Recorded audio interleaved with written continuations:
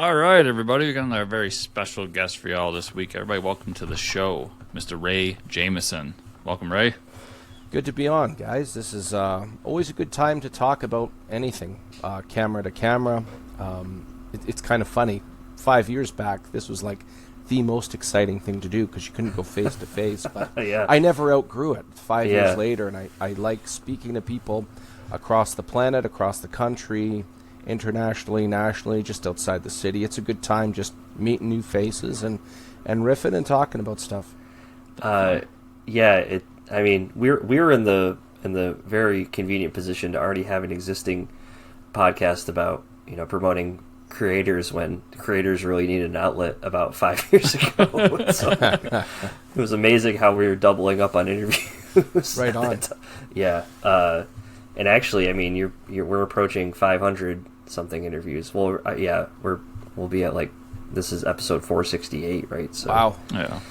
yeah, it's been a long run, man. And So that's like 100 a year, so about twice a week you're doing this. yeah. Oh no, it's No, we've been doing it for 10 years, so we've been doing 10 this years, podcast okay. for a little over 10 years. Ish. Yeah. Gotcha. Yeah, we've been doing it for a while now. That's awesome. So we're gonna talk about the Madcaps in a second here, but it's your first time on the show, so we got to do the annoying thing of putting you through the gauntlet of telling us how you got into comics. Let's do it. Yeah. So where did it all begin for you, and why did you think hey, maybe I should create one, or how did that come about? Well, to answer that, I have to go back past my memory. I've been involved in comics since before my earliest memories go. I have a brother who's 5 years older than me. He was born in the late 70s. I'm born in the early mid 80s rather. He was born in the late 70s. So I was right on the front grounds of new episodes of Masters of the Universe, Transformers, G.I. Joe, Brave Star I really liked a lot, Silverhawks, and the list goes on and on. But amongst all those gems was the crazy trilogy team-up of cartoon companies, comic book companies, and action figure companies combining their powers like Wonder Twins and finding a really, really efficient way to bleed parents' wallets for children. Mm-hmm. And my brother, he loved the Incredible Hulk. Well, they had Spider-Man and His Amazing Friends. Incredible Hulk was only about a season long, but my brother loved that cartoon.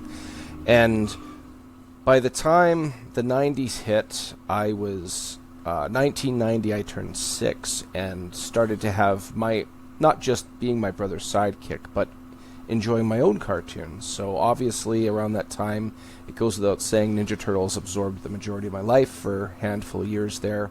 Mm-hmm. But right along that time, there's all this really exciting pieces of media. Not only did I like reading comics, but you get to see it in a cartoon. You actually get to hear, you don't just read the dialogue, you get to actually experience the voice. So you got the voices of Mark Hamill and Kevin Conroy in Batman the Animated Series. All the wonderful things that happened in what is now called X-Men 97, which started in the early 90s then. Spider-Man the Animated Series, there's rumblings that that's going to be kind of doing the same thing as X-Men 97. And there's lots of cartoons throughout that time. And then eventually, comic companies got cool enough where they started to take on movies at a more serious manner. 1998 was, of course, Blade. 2000, 2 years later, we had X-Men. And then 2 years after that, which is the real springboard for superhero movies, which is Tobey Maguire and Sam Raimi's Spider-Man. Yeah. By the time that last movie came out, I was in my last year of high school, and I had this really, really cool experience. It was a pleasure to watch it grow as a franchise, all of these different IPs and all these different expressions and characters and all this fan base. By the time, in just over a decade, we went from Batman 1989, which obviously was revolutionary for its time, and then getting into Sam Raimi's Spider-Man, which in turn revolutionary for its time. We can definitely pick it apart with a modern eye, but putting that aside, the front line of entertainment right now, we're doing it again with Avengers Doomsday and Avengers Secret War and everything in between. It was really cool to have grown up through that, and through that whole time I've I've loved comics. I found myself getting a lot of back issues from the 70s and 80s, wherever, assuming I could afford it, of course. Yeah, I was right. always getting like just before Spider-Man 300 and just after Spider-Man 300, but never 300 for obvious reasons. But as a kid, I loved collecting and seeing the difference of how the comic expression evolved. One of the biggest ones that I lived through was when a bunch of Marvel artists started Image, and there was a growing pain there. If anybody says, what's your favorite thing about Spawn number 5? Most people say the panels looked awesome. It was very art heavy. These artists, their strengths, they relied on their strengths. They were very successful.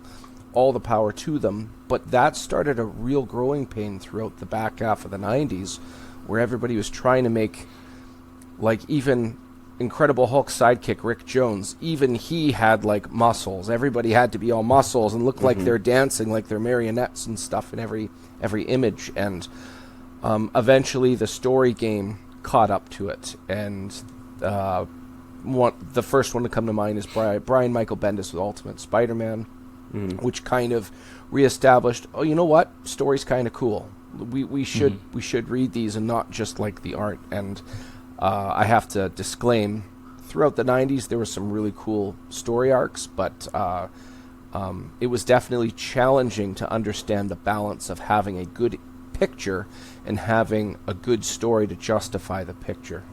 Just recently, not too long ago, there was some debate over McFarlane's statement about I could sell a really well-looking book, but written very terribly, and I think it's only half of the statement. I think to complete his statement, and I'm sure he would agree, art makes sales, story makes legacy. And long term you need both, but art up front, yeah. I mean, Image proved that art jumped off the pages and it was amazing. You can sell issue 1, but you're not selling issue 2 through right. 5. Yes, right. Exactly right. And it's a very interesting thing. So when I finished my adolescence in my early 20s, I moved across country for employment opportunities, and I left everything. I left family, I left friends, I left like everything under the sun. I took everything out of... I was living in my parents' house. I took everything out of my room, crammed it into my little Chevy Cavalier, and drove 28 hours total. I did it amongst 3 days, and wow. I was always looking for ways to hang out with my friends via webcam. So one thing we did was we tried Dungeons and Dragons. I was a dungeon master, and I made my own homebrew campaigns. Nice. So no modules or anything like that.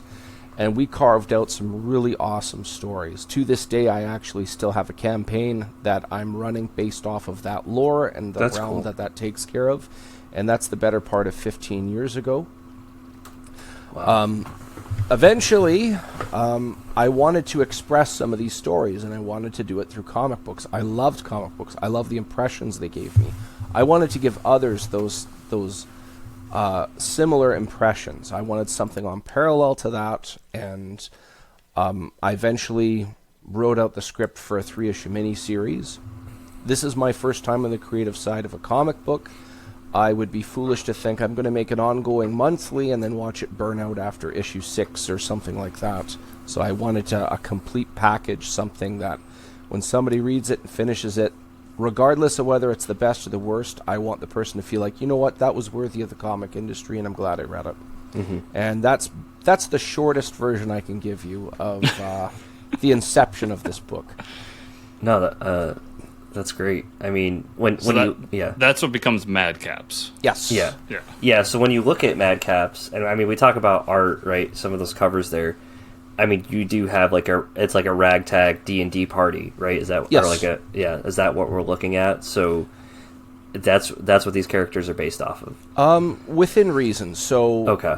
D&D, definitely there's influence. I tend to lean towards a better description as fantasy. You're not wrong to say in D&D, of course. Yep. Because of the stories it's based off of. The main difference between what I played with my friends and what this story is, its end product is the characters. I took out the characters the players were playing as, and I injected my own in, which had a lot of changes on how the story went. But with that said, I found it was very refreshing. Well, first of all, because it was all homebrew and it's all my own creation. I'm not going to get sued by Wizards of the Coast or anything ridiculous like that. But more importantly, rather, because it's my own sandbox, my own rules, I'm not stuck in a box of a tabletop RPG game. It's kind of funny you say that, or I say that, because tabletop RPG I find is very liberal with options. But when you start dealing with things like combat or certain dynamics, there's certain rules. I don't know if you guys have ever heard the term rules lawyer, where you always have that one player that knows the rules to a T, and you're forced to follow accordingly. I didn't have any of that. So yes, there's definitely influence of D&D, but it's I would say somewhere between 40 to 60% of that, and then the other half being just liberal fantasy expression. I feel that just as much of an influence, there's a lot of fantasy films. Legend is a great example. I feel that has a good influence on this story in regards to expression and how to take things in. It's kind of, I draw from a lot, I guess, is a good way to put it. And like looking at, so I mean, you are planning to launch this on Kickstarter, and do we have like a, let's give us the rundown of like what are the Madcaps? For sure. What is this book? So this book consists of 4 friends. They're all, like you put, ragtag. None of them are like the others. The reason I chose the name Madcaps is simply they all are in their hometown, which is predominantly human. They kind of stand out, and so Madcaps just seemed like a fitting term. Madcaps just means eccentric or outside of the norm. And these 4 friends, as they meet up, they're just in the wrong place at either the right or the wrong time. There's the beginnings of an undead outbreak, and right at the start, they're able to help the local guard stave off this outbreak from getting bad, and it's all settled down. One of the 4 begins to surmise that the outbreak started with a local drug called weave, which is circulating. So throughout the first 2 issues, which will also be available on this upcoming Kickstarter, they start pulling some threads and following a couple of leads. And I'm not going to say whether or not they've bitten off more than they can chew, but I am going to tell you they've got a lot of chewing to do. So by the end of this, the main antagonist cover for issue 3 is this elven necromancer, which is kind of a walking contradiction. The first 2 issues, she's not mentioned, she's not shown at all. So this is kind of a fast crash by the end of it. My interior artist, he gave me the compliment of appreciating my story in regards to pacing. I don't rely on just action all the time.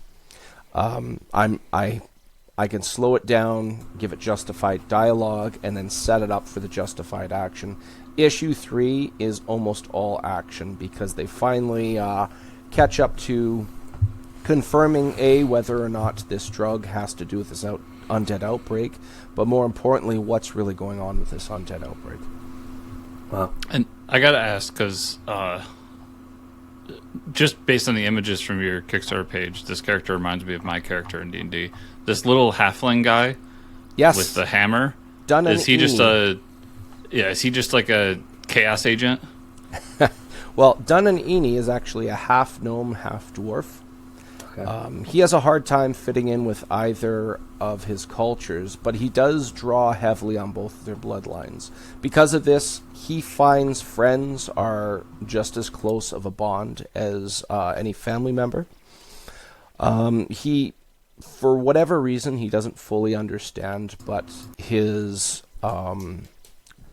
mother, who's a gnome, has influence on nature in a magical respect, and somehow he has a similar ability, but influencing metal and crystalline structures. So that little telescope popping out of his popping out his backpack there over his shoulder. It actually can lean over and blast raw arcana out of it, kind of like a shotgun. Wow. He needs his goggles on for it to do that. Chaos is a good way so I've heard this before. Chaos can be either controlled or unleashed, and you just time it accordingly. He's somewhere in between the two. So you could tell by the grin on his face. He's under 4 feet in height, but it's really cool to watch him walk up to a tree and just reduce it to splinters with that telescope, for example. Another cool thing about him is he's a big fan in the people he's working with. So he's a big fan of making the others shine very well. So he definitely has some talents. But also another thing worth noting is all 4 of these individuals, they're not the mightiest in the realm. That first scene in issue 1 that I mentioned, where they're helping the guards stave off an undead outbreak, at one point 3 of them almost get overrun and they're saved by guards. And I've said this on other podcasts, this is the Star Trek equivalent of Captain Kirk getting saved by red shirts. So I really want to underline that there's some serious gravity going into this third one.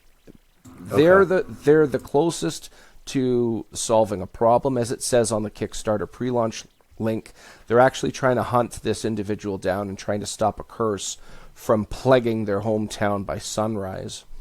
So it's a race against time. Even if they went to go help guards, or go get guards rather, or get some type of reinforcements or aid, they'd be wasting valuable minutes and hours doing so. So they're exhausted. It's the end of the night. Issue 1 started at the beginning of the night. On page 1 of issue 1, the sun's going down. By the last couple of pages in issue 3, the sun will just be coming up.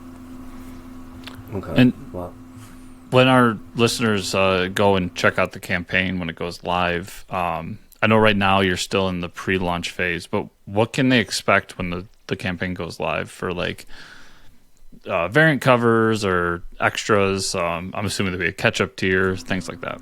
Yes, absolutely. We've got a lot of secrets coming out. On the pre-launch, you can see there's 4 covers. I believe it's 4. There is an additional 1, 2, 3, 4, 5, 6 more covers, which it seems a tad excessive, but there's reasons for that. You said catch-up tier, and I'll hint at that and say no more. I'm already saying too much. In regards to add-ons, you will be seeing some familiar ones from previous campaigns, including we have character sheets for anybody that likes playing D&D. We have all 4 characters at level 5. You can buy that in a bundle. That's awesome. I had a lot of fun transferring it over because, like I said, it wasn't fully D&D. It was just as much fantasy, if not more. So translating it accordingly was kind of interesting to do. I'm kicking around the idea of 5e compatible. 5e, yes, compatible with 5th edition. These are all level 5 characters. And one of the interesting dynamics involving there's character sheets. I'm kicking around the idea of t-shirts and blankets again. There's also throwback from the first campaign. There's a map of where the story takes place. There's lots of little cool stuff. We've got bookmarks and lots of other neat things. On the pre-launch page, you'll see a picture of Chazgo, the blue-skinned elf.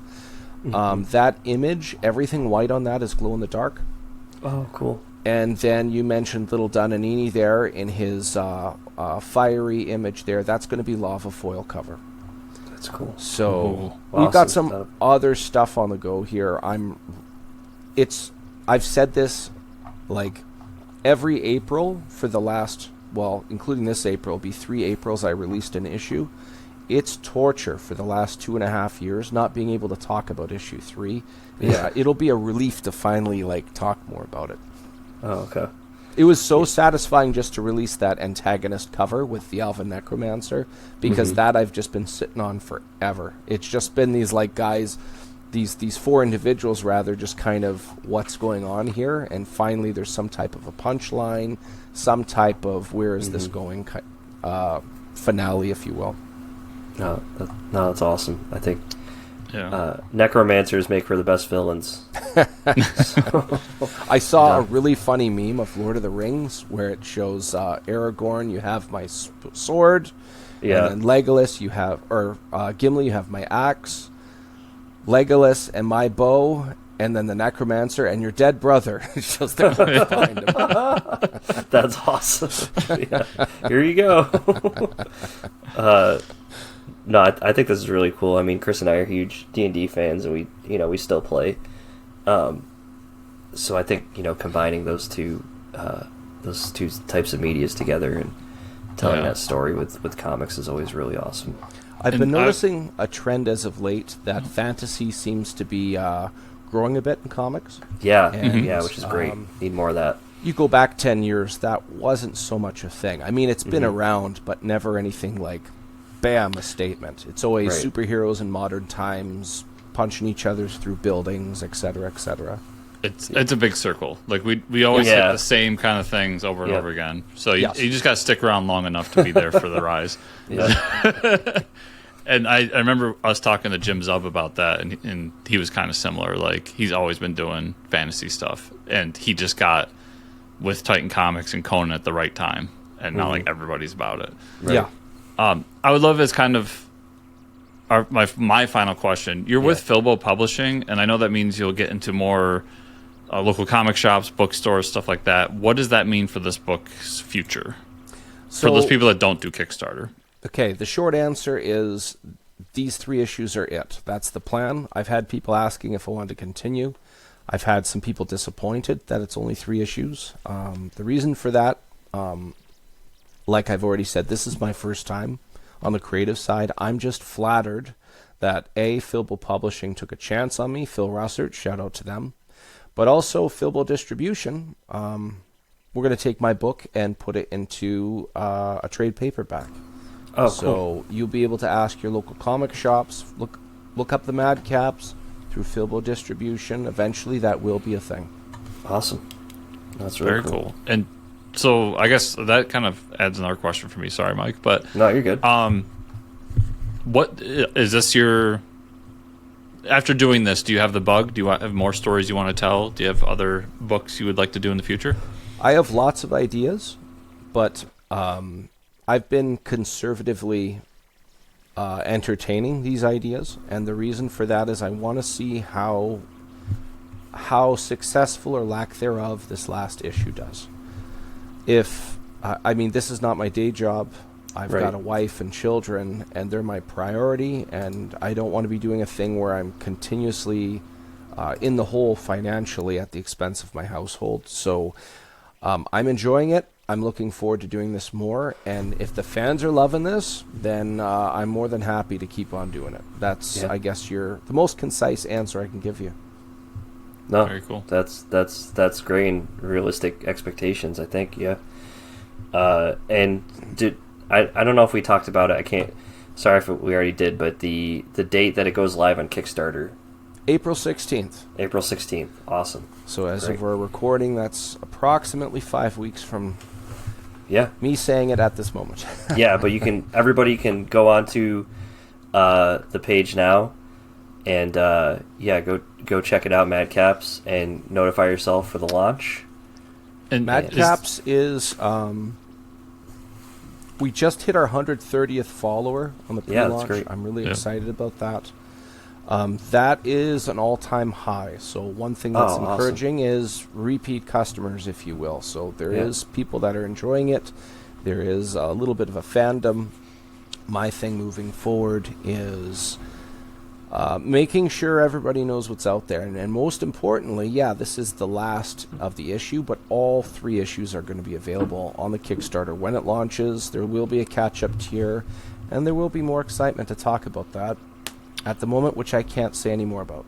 If people are like really digging the idea, they're looking at the page right now as they're listening to this, going like, "This looks really cool." Do you have a way for them to read issue 1 and 2 today, like whether that's digitally or on the Kickstarter? There will be a digital option because of the potential of getting this to local comic shops. I haven't given issue 1 as free or anything like that. Just because of the timing, but that will be an option to entertain in the future. Okay. Oh, so not on like Global Comics or anything like or Amazon. Nothing like that. Yeah. Nothing like that. Okay. Not yet is the short answer. Okay. So you have to wait, everybody. You got to wait. So middle of April April. 16th, you'll be able to see it. Well, yeah, Ray, we appreciate your time and giving us an overview. If our listeners and viewers want to follow you, do you want to send them anywhere besides the Kickstarter page, or just... Sure. Yeah. You can find me on Instagram as Raymond the DM. Okay. DM being Dungeon Master for all the obvious reasons. And on Facebook, you can find me as DM Ray. And awesome. Lastly, you can find the Madcaps Facebook page. And if you hit a follow on all of those, we're ramping up for this last launch. So there's going to be updates quite frequently. I have one to show off in the next day or so. Jay Sloan just finished a cover of Sarlacc, the full-blooded dwarf. Oh, cool. And it's skull-splitting, to say the least. Nice. It's looking really good, so it's just got to get colored. But lots of statements for imagery. But I guarantee anybody listening to this right now, if you have friends that you don't get to see as much as you used to because of life and or responsibilities, job, family, school, etc., for me moving across country, if you get to a point where you're seeing friends for maybe 5 minutes in a parking lot as they're passing through the city or something to that effect, if you can relate to that, where you walk away from that 5-minute experience and you say, you know what, I really needed that. Your very essence is recharged from it. If you can relate to that, and by chance, if you like fantasy, you will appreciate this story. It is an homage to that caliber of camaraderie. It's just told through the theme of fantasy, expressed through the medium of a comic book. Sign up. I guarantee you'll have a good time with it. Awesome. What better way to end than that? Yeah, everybody, make sure you check out those show notes down below. I'll have links to the Kickstarter page first and foremost, and some of Ray's social media as well. So check those out. Ray, it's been a pleasure getting to talk to you here.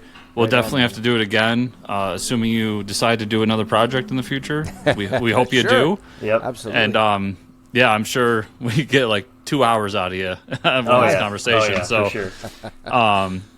Yeah, just best of luck with the campaign, and we look forward to talking to you again in the future. Yeah, thanks. Appreciate it. Thanks, fellas.